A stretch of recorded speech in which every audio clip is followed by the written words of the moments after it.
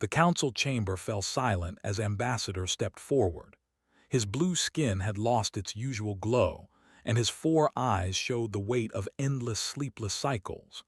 Around him sat representatives from 43 species, each one wearing the same expression of fear and exhaustion. "3 more systems have fallen," said, his voice steady despite the trembling in his hands. "The swarm consumed the colonies yesterday. 2 billion souls gone in less than 6 hours.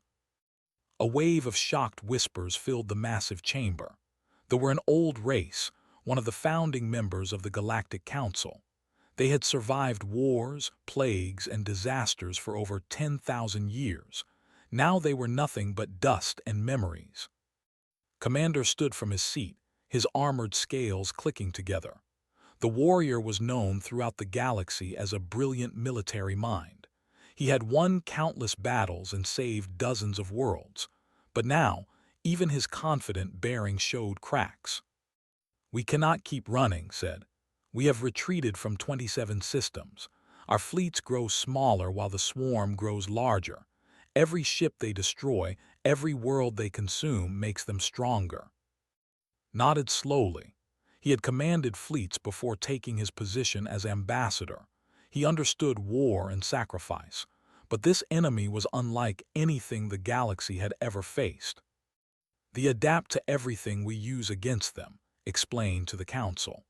"Our particle beams worked for 3 days before they developed resistance. The quantum disruptors lasted a week. Even the biological weapons only slowed them down."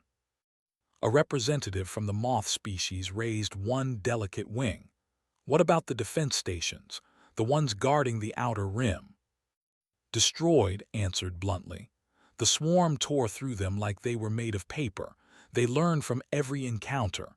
They adapt and overcome. We throw our best technology at them and they make it worthless." The chamber erupted into panicked discussions. Some representatives argued for a complete evacuation to the far edges of the galaxy. Others suggested surrendering and hopping the swarm would spare some worlds. A few spoke of making a final stand, even if it meant extinction. Let them argue for several minutes before raising his hand for silence. When the chamber quieted, he pulled up a holographic display in the center of the room. "There is one option we have not considered," he said carefully. The display showed a small yellow star with several planets orbiting it. One planet appeared highlighted in blue. Data scrolled beside it, showing atmospheric composition, gravity measurements, and population estimates. "This is Earth," continued. "It is located in a relatively isolated region of space. The inhabitants call themselves humans. They only achieved faster-than-light travel 6 months ago." Laughed, the sound harsh and bitter. "You want to ask primitives for help. Ambassador, I respect your position, but this is madness." "Let me finish," said firmly. He changed the display to show images of Earth's surface. Vast oceans crashed against rocky shores. Mountains reached toward a sky filled with storms. Deserts stretched for thousands of miles under a burning sun. "Earth is classified as a Class 12 death world," said. "One of the harshest planets known to harbor intelligent life. The gravity is 30% higher than galactic standard. The atmosphere has high oxygen content. Natural predators evolved alongside the humans." A representative from the peaceful Quinn species spoke up. "Death are dangerous. They tend toward violence and aggression." "Exactly," replied. "Every other species in this council evolved on garden worlds, planets with stable climates, abundant resources, and limited natural threats. We built civilizations based on cooperation and logic. We fight wars with rules and honor." He pulled up more images of Earth. Ancient battles with primitive weapons, cities destroyed and rebuilt, monuments to countless conflicts spanning thousands of years. "Humans evolved fighting everything around them," continued. "Their own planet tried to kill them at every turn. They fought each other for resources. They survived ice ages, plagues, and natural disasters that would have ended any other species." Crossed his arms. What good are warriors from a primitive world? They have no experience with space combat. Their technology is centuries behind ours. Even if they wanted to help, they would be slaughtered in minutes. Perhaps, admitted, but we are running out of options. In 2 weeks the swarm will reach prime. This station, this council, everything we have built will be consumed. I would rather die knowing we tried everything than sit here and wait for the end. Another representative stood, this one from the intellectual species. Ambassador, even if these humans possess the fighting spirit you describe, what can they possibly do that our combined fleets could not? Pulled up new data on the display. Combat footage from various battles against the swarm. Every recording showed the same pattern. Galactic forces engaged from safe distances with precision weapons. When those weapons failed, they retreated to preserve their ships and crews. We fight to minimize losses, said quietly. We calculate acceptable casualties and withdraw when the numbers grow too high. We value every life, every ship, every resource. He paused, letting his words sink in. But what if we are fighting the wrong way? What if this enemy requires a different approach? The humans have a saying I found in their data files. The only easy day was yesterday. They seem to believe that struggle and hardship make them stronger. Shook his head. You are grasping at shadows, Ambassador. One species of primitive death cannot change the outcome of this war. Then what do you suggest? Challenged. Should we continue our current strategy until every world burns? Should we flee and abandon billions to their fate? Silence filled the chamber. No one had an answer. No one had a solution. They had exhausted every option, tried every tactic, and still the swarm advanced. Took a deep breath. I propose we send a message to Earth. We explain the situation and ask for their help. If they refuse, we have lost nothing. If they agree, perhaps their different perspective gives us the advantage we desperately need. The vote took 3 hours. Representatives argued, debated, and consulted with their home worlds. Some called the idea foolish. Others saw it as a sign of how far they had fallen, that they needed help from primitives. In the end, desperation won. The measure passed with a narrow majority. Returned to his quarters and composed the message himself. He chose his words carefully, explaining the threat without lying about the danger. He told the humans that the swarm would eventually reach their world whether they helped or not. He made it clear that this was not a request for sacrifice, but an invitation to join the fight for survival. As he prepared to send the transmission, Commander appeared at his door.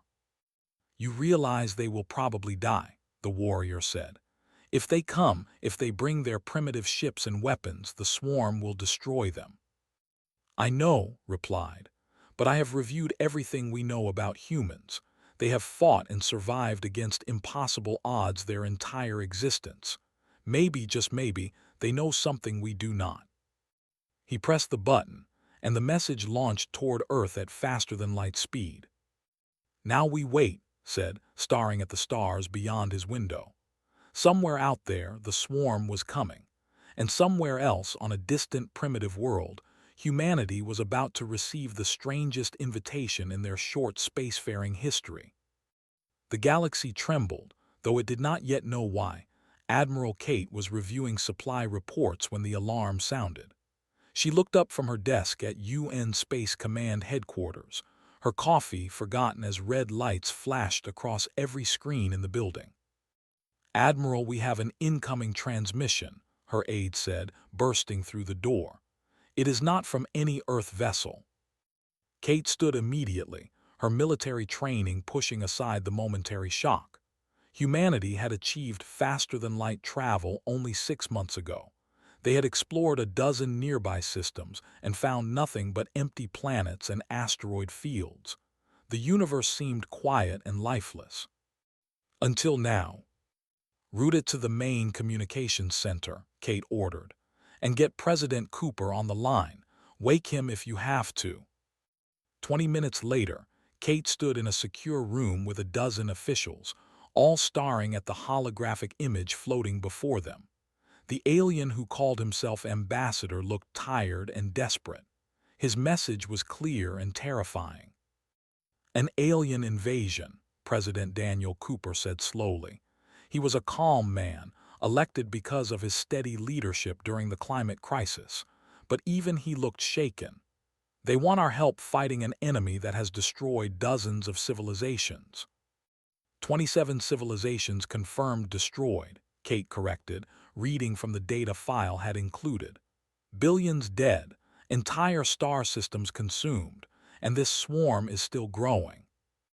Dr. Lisa Park, from leaned closer to examine the images of the swarm. She had spent her career imagining what alien life might look like. Now, faced with the reality, she felt her stomach turn. They are not really insects, Lisa explained to the group. The swarm is more like a biological machine. Each organism serves a specific function. They consume organic matter and convert it into more of themselves. And according to this data, they learn and adapt at an incredible rate. How fast? Cooper asked. Lisa pulled up a video recording from one of the galactic battles. Watch this. The alien fleet uses energy weapons that should vaporize the swarm ships. For the first few minutes, it works. But then the swarm starts developing resistance. Within hours, the same weapons are completely ineffective. So they want us to throw our people at an enemy that adapts to everything. One of the generals in the room said, "That is suicide." Kate shook her head. "Not necessarily. Look at what they are using. Everything is energy-based. Particle beams, quantum disruptors, plasma weapons. All very advanced, all very clean." And Cooper prompted. "And we don't fight that way," Kate replied. She pulled up schematics of human warships. "We use kinetic weapons that fire solid projectiles at extreme speeds, missiles with explosive warheads. Our technology is simpler, but it is also harder to counter." Colonel Stephen Hayes stepped forward. He was a Marine Corps officer from the resource wars in Africa and Asia. He had fought in the deserts, jungles, and mountains of Earth. He knew combat better than most. "Admiral is right," Hayes said. "These aliens fight like they are trying to win a chess game. Precise, calculated, minimizing losses. But when you face an enemy that wants to exterminate you, you do not play chess. You fight to destroy them completely." Cooper looked around the room at his advisors. "What are we really discussing here? These aliens made it clear the swarm will eventually reach Earth whether we help or not. Are we debating if we should fight or when?" "We have 5 deep space-capable warships," another general pointed out. "The UNS Defiance, Valor, Guardian, Liberty, and Resolve, against an enemy that destroyed entire alien fleets with thousands of ships." "Numbers do not tell the whole story," Hayes argued. "The aliens said they have been fighting for months. They are tired, scared, and probably making mistakes. Sometimes a small force that refuses to quit can achieve what a large force cannot." Lisa pulled up more data. "There is something else.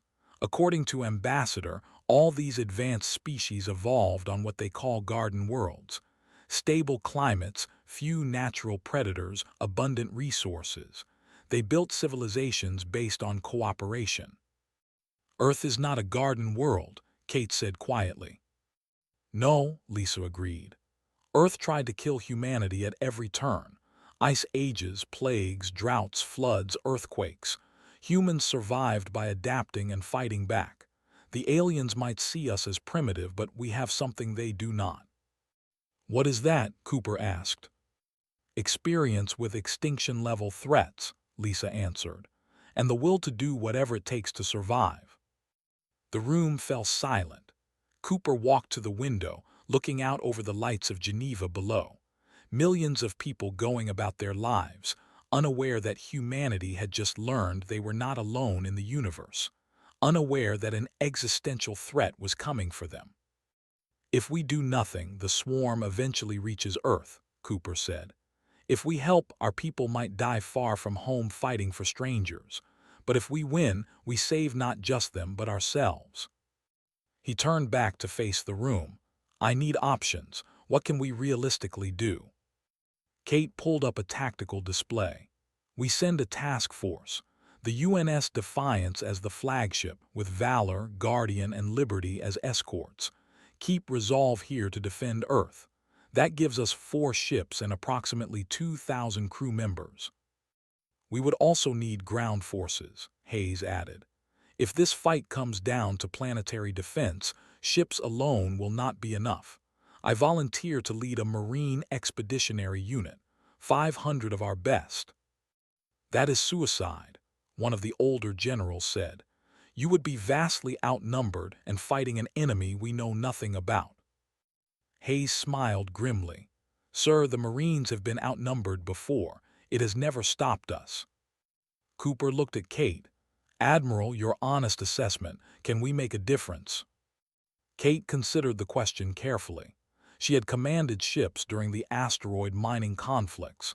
She understood space combat, but this would be different from anything humanity had ever attempted. I do not know if we can win, Kate admitted, but I know that humans have a history of surprising people who underestimate us. The aliens think we are primitive. They see our simple weapons and assume we are not a threat. That gives us an advantage. The element of surprise, Cooper said. More than that, Kate replied. They fight by their rules. We fight by ours. Sometimes the side that is willing to break the rules wins. Lisa spoke up again. There is one more thing. The swarm adapts to energy weapons because it is a biological organism responding to energy inputs. But kinetic impacts, physical trauma, that is different. You cannot adapt to a chunk of metal hitting you at thousands of miles per second. Cooper nodded slowly. So we hit them with rocks instead of lasers. Essentially, Lisa confirmed. Very fast, very dense rocks. The president walked back to his desk and sat down. He looked at each person in the room, seeing the fear and determination mixed together on their faces. I will take this to the United Nations tomorrow, Cooper said, but I need to know now if our military is willing to do this. Admiral, Colonel Hayes, can you put together a task force ready to leave within the week? Kate stood at attention. Yes, Mr. President. Hayes did the same. My Marines will be ready in 3 days, sir. Cooper picked up his phone. Then I will make the calls. We are about to tell humanity that we are not alone, that an alien threat is coming, and that we are sending our people to fight it. The next day, President Cooper stood before the United Nations General Assembly. The chamber was packed with representatives from every nation on Earth. The speech was broadcast live to every corner of the planet. Cooper did not sugarcoat the situation. He explained the message from Ambassador. He showed the videos of the swarm destroying alien worlds. He made it clear that Earth would face this threat eventually. We have a choice, Cooper said, his voice steady and clear. We can wait here and hope the galaxy defeats this enemy before it reaches us, or we can stand with the civilizations fighting for survival and prove that humanity does not run from threats. The vote was not unanimous. Some nations argued for isolationism. Others feared the cost of intervention. But in the end, the majority chose to fight. Kate stood on the bridge of the UNS Defiance 3 days later. Around her, the crew prepared for departure. They had trained for exploration and asteroid defense. Now they were going to war. Colonel Hayes appeared beside her, his Marines loaded into the transport bays below. Do you think the aliens will be happy to see us? Hayes asked. Kate smiled slightly. I think they are desperate enough to accept any help. Whether they will be happy about it afterward is another question. Because we do not fight like them, Hayes said. Because we fight to win, Kate corrected. And that sometimes means doing things civilized species find uncomfortable. The final crew members boarded. The departure countdown began. On Earth, millions watched as humanity's first deep space combat fleet prepared to jump to faster-than-light speed. Kate pressed the communication button. This is Admiral to all ships. We go into the unknown to face an enemy we have never seen. We fight alongside aliens we have just met. But we go because humanity does not abandon those in need, and we do not surrender when the odds are against us." She paused, then added, "The galaxy is about to learn what it means when Earth enters the fight. All ships, jump when ready." One by one, the 4 human warships vanished in flashes of distorted space-time. They crossed the vast distance to Prime in seconds, traveling faster than light toward a war that would change the galaxy forever.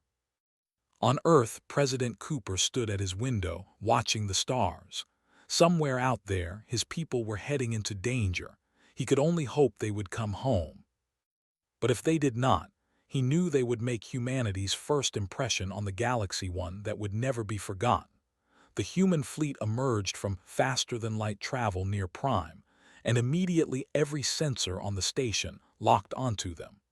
Ambassador felt his heart beat faster as he watched the new arrivals on his display screen. The human ships looked nothing like the elegant vessels of the Galactic Council, where alien warships curved gracefully with smooth hulls and flowing lines. The human craft were angular and blunt. They bristled with weapons that seemed crude by galactic standards. Hull armor appeared thick and heavy rather than sleek and energy efficient. "They look like flying rocks," Commander said with obvious disdain. He stood beside in the observation deck, arms crossed over his armored chest. "This is what you pinned your hopes on." Ignored the comment. "Open a communication channel. Let us greet our guests properly." The holographic display flickered to life, showing the bridge of the UNS Defiance. Admiral Kate stood at the center, her uniform plain and functional. Behind her, crew members worked at their stations with focused efficiency. "Ambassador," Kate said with a slight nod, "thank you for the coordinates. We are ready to assist however we can." "Welcome to Prime," Admiral replied. "Your arrival gives us hope. Please dock at Bay 7. We have prepared quarters for your crew and would like to brief you on the current situation." "Understood. We will send a delegation." The channel closed, snorted. "She sounds confident for someone commanding primitive vessels. Their largest ship is barely 300 meters long. Our patrol corvettes are bigger." "Size is not everything," said quietly, but even he felt doubts creeping in. The human ship seemed so small, so outmatched. Had he made a terrible mistake? 2 hours later, stood in the main briefing chamber with the galactic military leadership. Admiral entered first, followed by Colonel Hayes and Dr. Lisa Park. Several other human officers came behind them, all wearing the same practical uniforms. The contrast was striking. Galactic officers wore ceremonial armor decorated with honors and achievements. Their weapons were elegant sidearms designed for show as much as function. The humans carried simple rifles slung over their shoulders and wore armor that looked designed purely for protection. Began the briefing without preamble. "The swarm currently controls 27 systems. Their advance has slowed, but only because we continue retreating. Every engagement results in losses we cannot replace." He pulled up a tactical map showing the swarm's advance. Red zones indicated consumed systems. Yellow zones showed current battle fronts. Green zones marked the remaining safe territory, which was shrinking daily. "We estimate 2 weeks before they reach Prime," continued. "Once they take this station, the Council itself falls. Several member species have already begun evacuation procedures to the far rim." Hayes studied the map with narrowed eyes. "You keep pulling back. Have you ever tried pushing forward?"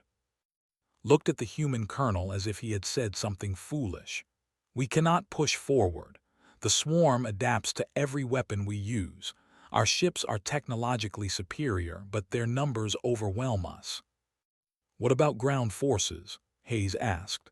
"Have you tried retaking conquered planets?" "Why would we?" another alien officer replied. The Quinn representative looked genuinely confused. "The planets are stripped bare. Nothing remains worth saving. We focus on preserving our fleet and evacuating civilians." Hayes exchanged glances with Admiral. Kate stepped forward. "May I see your weapon specifications?" Brought up technical data on the holographic display: particle beam projectors, quantum disruption cannons, plasma torpedoes. Every weapon operated on sophisticated energy manipulation principles.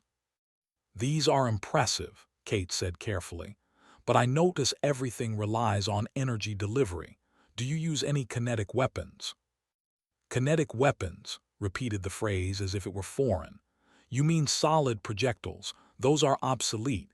Energy weapons are faster, more accurate, and more efficient." "They are also easier to adapt to," Lisa Park spoke up. She pulled out a small data pad and uploaded information to the main display. "I have been studying the swarm biology. They are incredibly sophisticated organisms. When exposed to energy weapons, they alter their cellular structure to resist or absorb that specific wavelength." "We know this," said impatiently.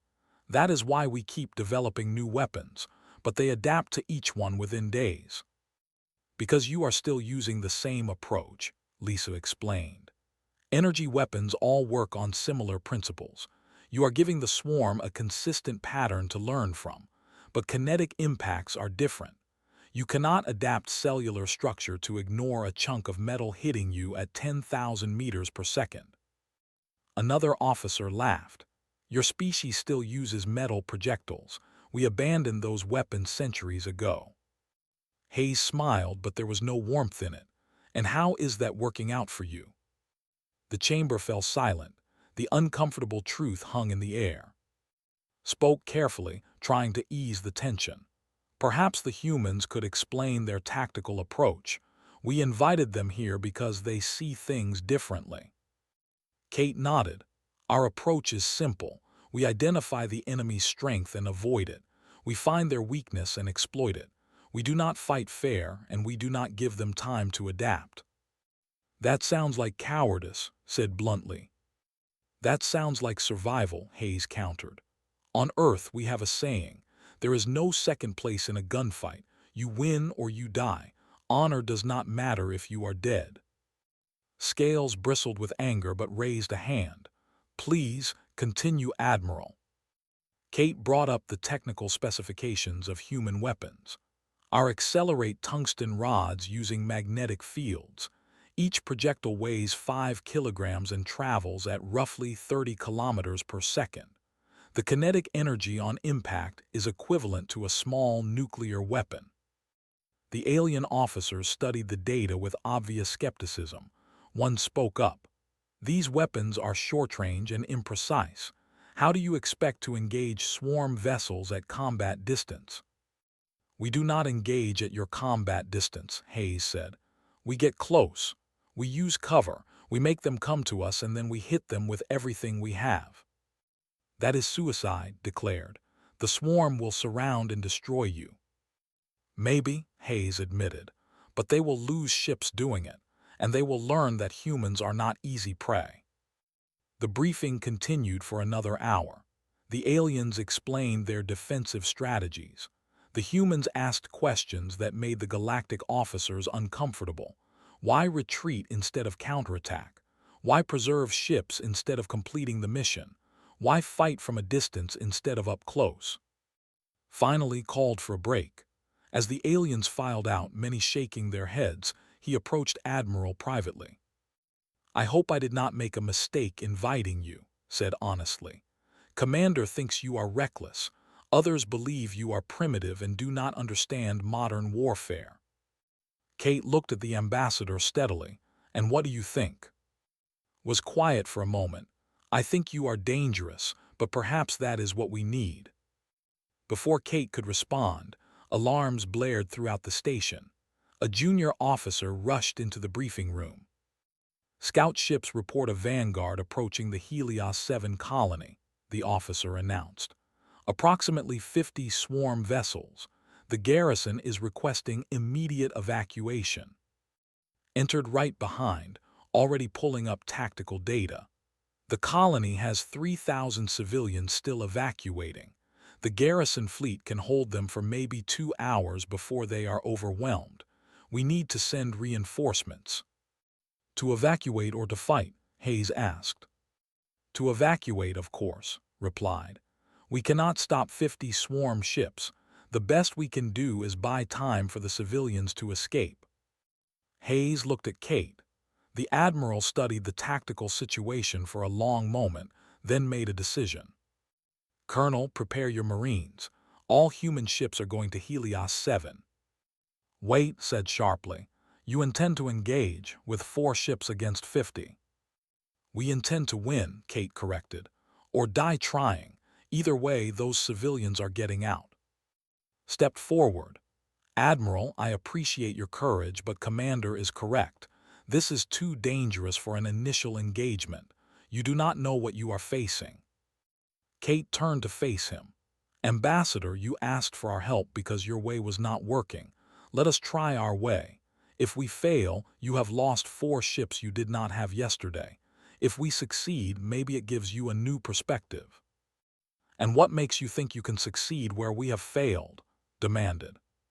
Hayes checked his rifle and looked at the commander. Because we do not plan to fight you like you fight. We plan to fight like humans, and humans are very good at killing things that threaten what we protect. Kate addressed her officers. All ships prepare for immediate departure. Load kinetic munitions and tactical nuclear warheads. We go in fast, we hit hard, and we make these things regret ever coming to this galaxy. As the humans filed out to return to their ships, turn 2. They are going to die, you know that. Perhaps, agreed. But they are going knowing they will save 3,000 civilians. That is more than we were willing to risk. They are fools. Or heroes, replied. I suppose we will find out which. On the bridge of the UNS Defiance, Kate gave the order. All ships jump to Helios 7, combat stations. Prepare to show the galaxy how Earth fights. The 4 human warships vanished from Prime. Left behind, the alien fleet could only watch and wait. In the observation deck, stared at the spot where the humans had been. Part of him expected never to see them again. Another part, a small hopeful part, wondered if maybe humanity really was different. Commander stood beside him in silence. Neither spoke. They both knew the next few hours would determine if humanity was the galaxy's salvation or just another species about to be consumed by the swarm. The countdown began. In 2 hours, they would know if inviting Earth to the war was brilliant or the final mistake of a desperate civilization. The galaxy held its breath and waited. The human fleet dropped out of faster-than-light travel 3 million kilometers from Helios 7.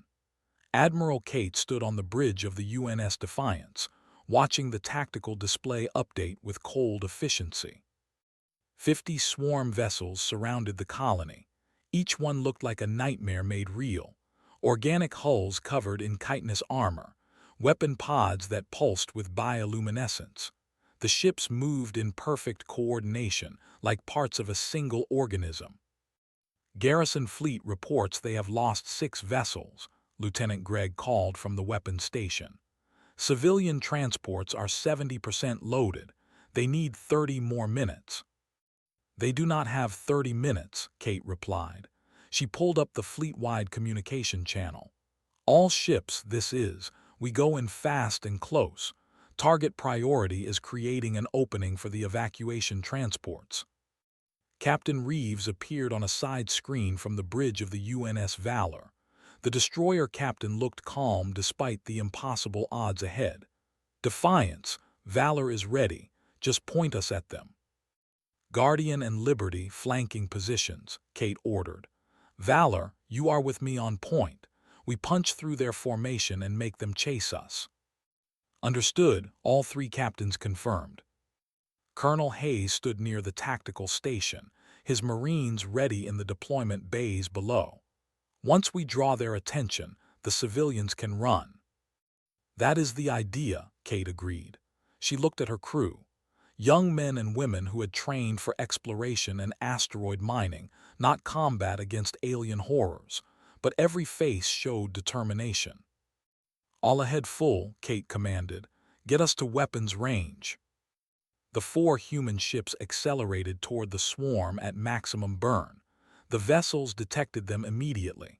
20 ships broke off from the colony and moved to intercept. On Prime, Ambassador watched the battle unfold on long-range sensors. Commander stood beside him, arms crossed. The humans are charging directly at them, said. This is madness. This is courage, corrected quietly. The swarm ships opened fire first. Energy beams lanced across space, bright enough to be seen from the planet below. The human vessels took evasive action, but several hits got through. Shield indicators dropped on the Defiance and Guardian. Shields at 70%, reported. Return fire when in range, Kate ordered. All weapons full spread. The UNS Defiance carried 8 turrets.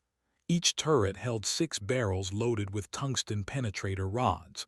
When pressed the firing button, all 48 rounds launched simultaneously. The effect was immediate and devastating.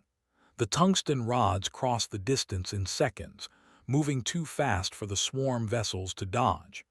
They slammed into the organic hulls with the force of tactical nuclear weapons. 3 ships simply disintegrated. 2 more tumbled out of formation, massive holes torn through their central bodies. The remaining swarm vessels faltered, clearly not expecting such destructive power from primitive-looking weapons. Direct hits across the board, reported with satisfaction. Reloading. They are adapting, Lisa Park called from her monitoring station. She had insisted on coming along to study swarm responses. Look at the sensor data. The surviving ships are thickening their armor. Good, Kate said. She opened the command channel. All ships switch to fragmentation warheads. Let them make their armor as thick as they want. The human ships closed to point-blank range by galactic standards. Less than 50,000 kilometers separated them from the swarm. At this distance, the organic vessels tried to envelope and surround the human formation. Hayes watched the tactical display and smiled grimly. They are trying to box us in. Let them, Kate replied. Valor Guardian, execute pattern Delta. Captain Reeves on the Valor did not hesitate.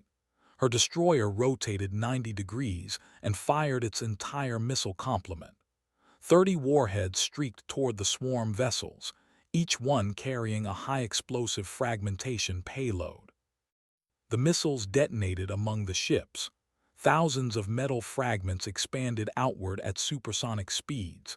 The swarm's thickened armor, designed to resist kinetic penetrators, shattered like glass under the fragmentation barrage. 4 more enemy vessels broke apart. They cannot adapt fast enough, Lisa said with growing excitement. You keep changing the attack method. They do not have time to develop resistance. The swarm responded with fury. More ships converged on the human fleet. Energy weapons fired continuously, battering the shields on all 4 vessels. The Guardian took a direct hit to its port side, venting atmosphere. Guardian reports damage to sections 4 and 5, communications relayed. They are sealing bulkheads. Stay in formation, Kate ordered. We are not done yet.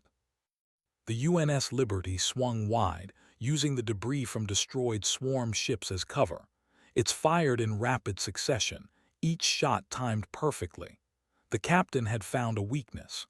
Where the organic hulls joined together, the armor was thinner. Every shot from the Liberty targeted those junction points, severing limbs and weapon pods from the main bodies. On Prime, the alien observers watched in stunned silence. The humans had destroyed 15 swarm vessels in less than 10 minutes. The garrison fleet had lost 6 ships just buying time. How were these primitive warships so effective? They do not fight at range, said slowly, realization dawning. They get close enough that the swarm cannot use its numbers advantage, and they keep changing weapons so there is no time to adapt. Leaned closer to the display. They fight like they expect to be hurt. Our ships avoid damage. Theirs absorb it and keep fighting. Another swarm vessel exploded on the screen, torn apart by fire from the Defiance. The surviving ships began to pull back, regrouping for a coordinated assault. "Now," Kate said, "all ships, tactical nuclear release authorized." The 4 human vessels fired as one. 20 nuclear-tipped missiles launched toward the swarm concentration. The aliens on Prime gasped. Nuclear weapons were considered barbaric, a last resort of desperate species. The missiles detonated in a precisely timed sequence. The nuclear explosions created overlapping kill zones. Radiation and heat washed over the swarm vessels.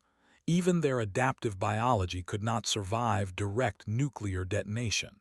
8 more enemy ships vanished in balls of expanding plasma. "Civilian transports are clear," communications reported.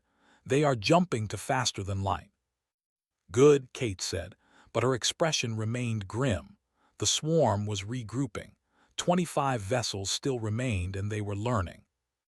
The ships changed tactics. Instead of trying to surround the humans, they formed a wall and advanced in a coordinated line. Energy weapons fired in synchronized patterns, making evasion impossible.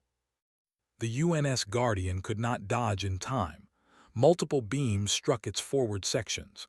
The shield collapsed, and the hull began to buckle. "Guardian is venting atmosphere," reported. "They are trying to jump to faster than light, but the engines are damaged." Captain Reeves made a decision without waiting for orders. Valor moving to cover Guardian, all power to forward shields.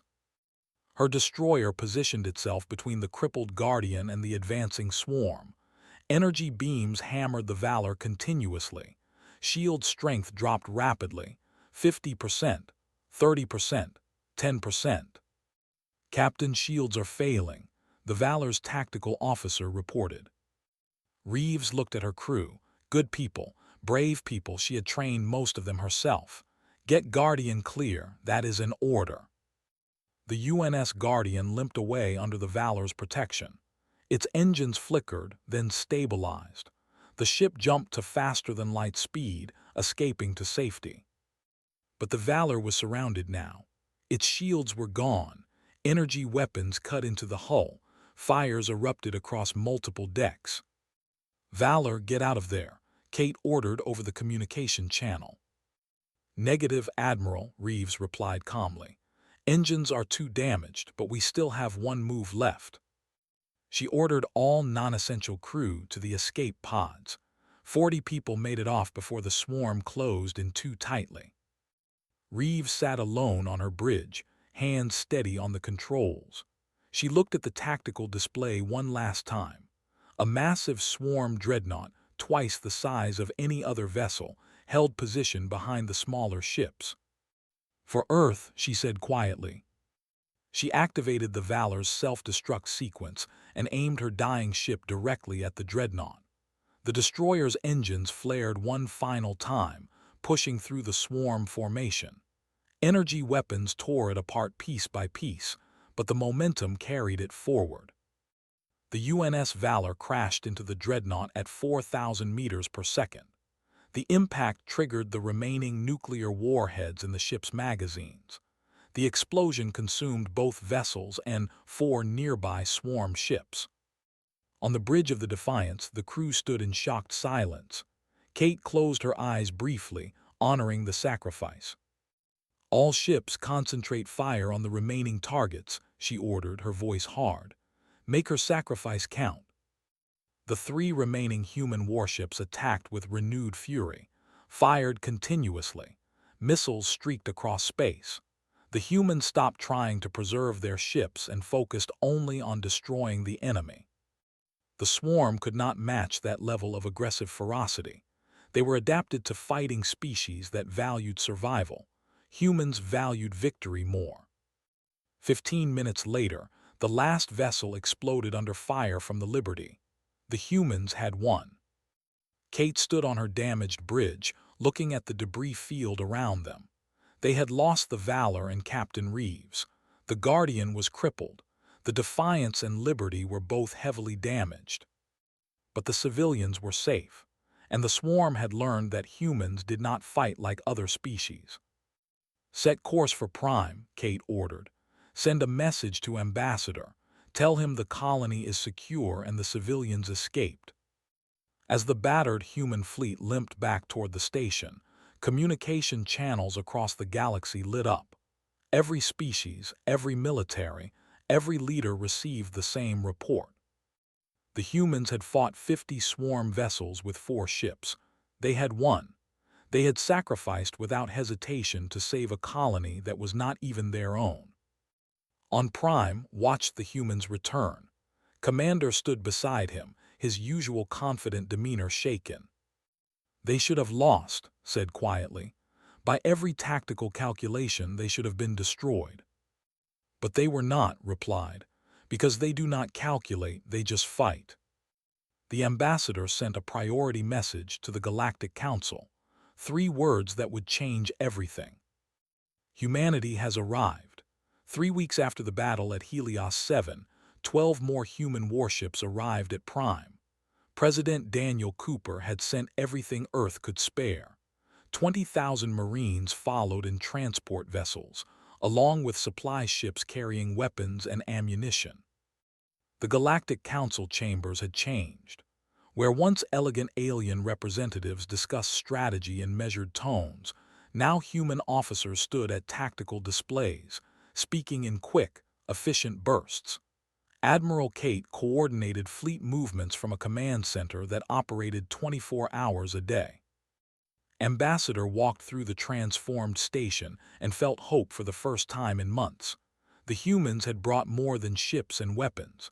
They had brought the will to fight and win. Commander found the ambassador in the observation deck, watching human and alien crews work together on ship repairs. "I was wrong," admitted. The proud warrior looked humbled. "About the humans, about everything." "We all were," replied.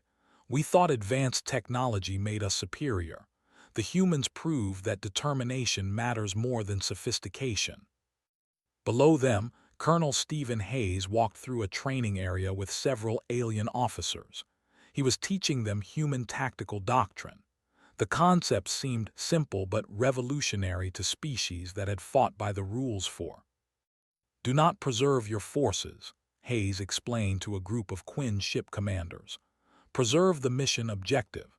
If saving civilians requires risking your ship, you risk it. If stopping the enemy requires sacrifice, you sacrifice. There is no honor in survival if you abandon what you are supposed to protect."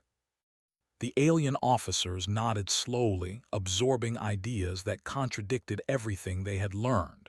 But they could not argue with results. The humans had saved Helios 7. They had proven their methods worked. In another section, Lieutenant Gregg worked with alien weapons technicians. "Your energy weapons are excellent for precision strikes," he explained. "But you need options. Install kinetic backup systems. Give yourself weapons the swarm cannot adapt to quickly." Dr. Lisa Park collaborated with galactic scientists, studying swarm biology and developing new countermeasures. She had identified a crucial weakness.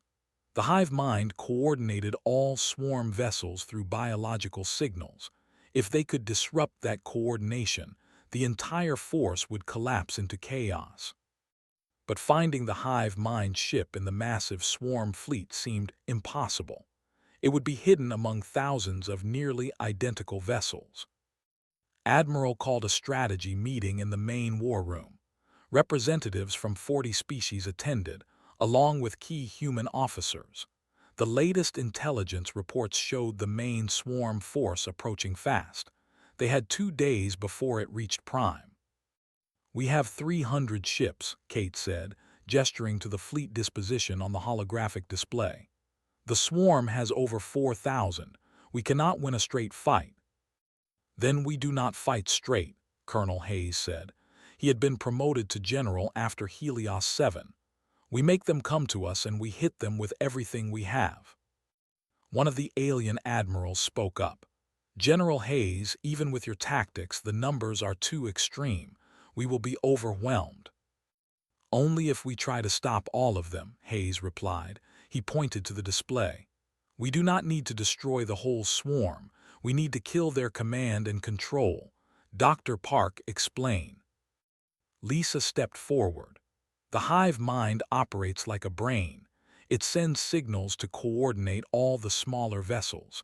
If we eliminate the hive mind, the rest of the swarm loses cohesion. They will still be dangerous, but they will not be organized." "How do we find it?" Commander asked. Hayes smiled.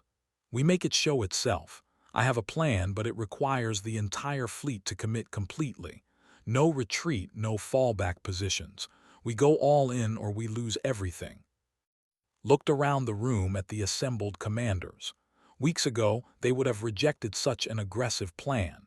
Now, after seeing what humans could achieve, they were listening. "Explain your plan," General said. Hayes pulled up a tactical schematic. "We split the fleet into 3 groups. Group 1 defends Prime directly, making the swarm think we are protecting the station. Group 2 flanks from above, drawing off part of their force. Group 3, the smallest and fastest ships, goes hunting." "Hunting for what?" asked. "For the hive mind," Hayes replied. "It will be watching the battle, sending commands. We look for the ship that stays back, the one that does not engage directly. Once we identify it, we send everything we have at that single target." Kate nodded. "It is risky. If we are wrong about the hive mind location, we will have wasted our best assets." "We have been playing it safe for months," Hayes countered. "Where has that gotten us? 27 destroyed civilizations. It is time to take a risk." The vote was unanimous. Every commander, alien and human alike, agreed to the plan. 2 days later, the swarm arrived. The sky above Prime turned dark with thousands of organic vessels. The main display in the command center showed the approaching force like a locust cloud, consuming everything in its path. "All ships to battle stations," Kate ordered.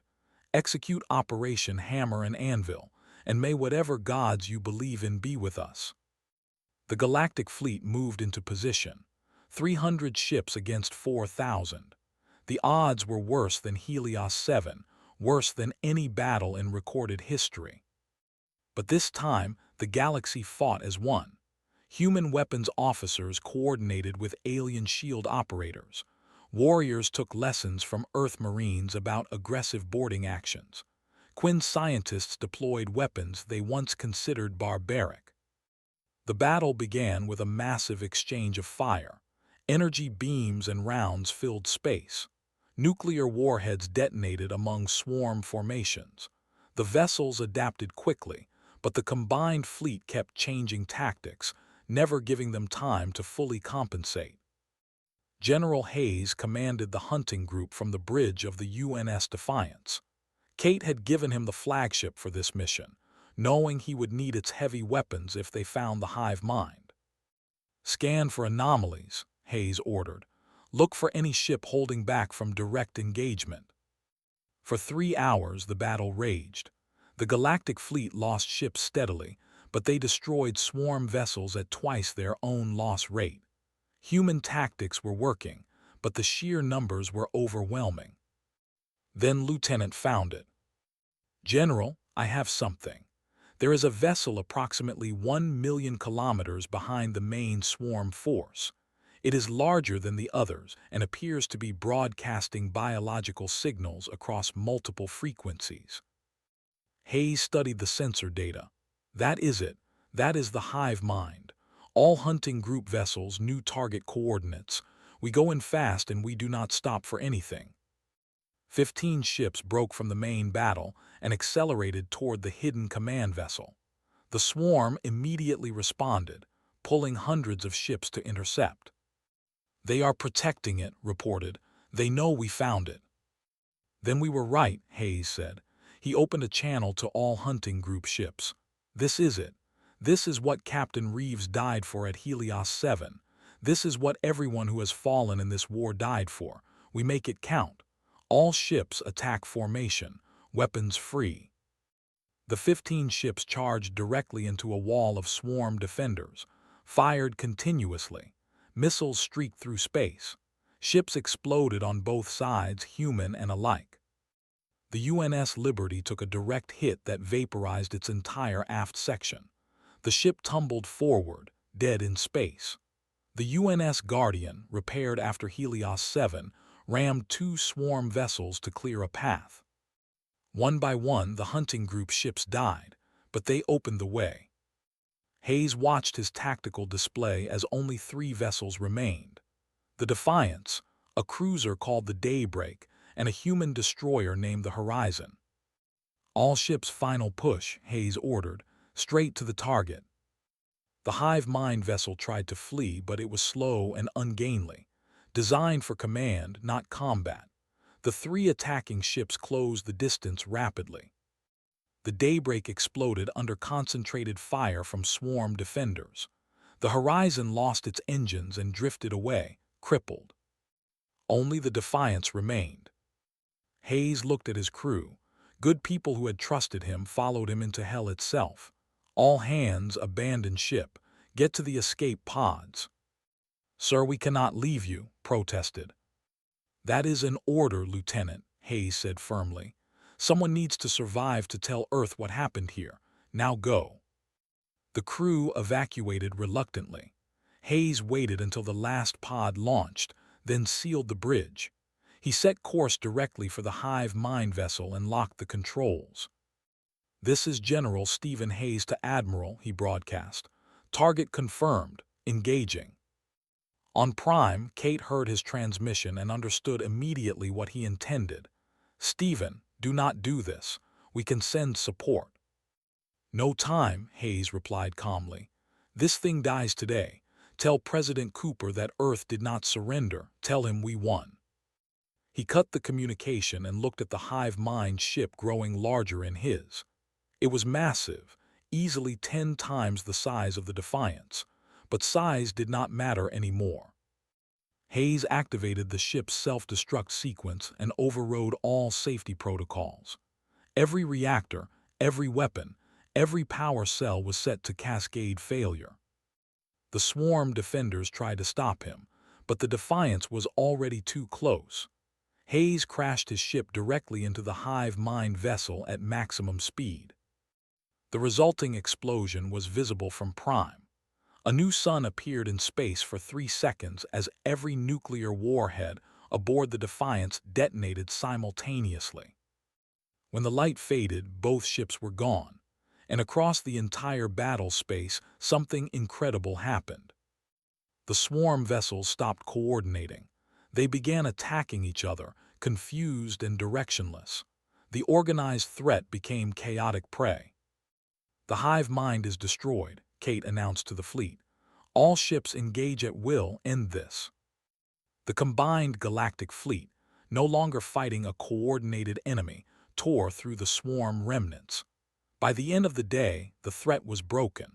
Surviving vessels fled in random directions, no longer capable of the organized destruction that had consumed 27 civilizations.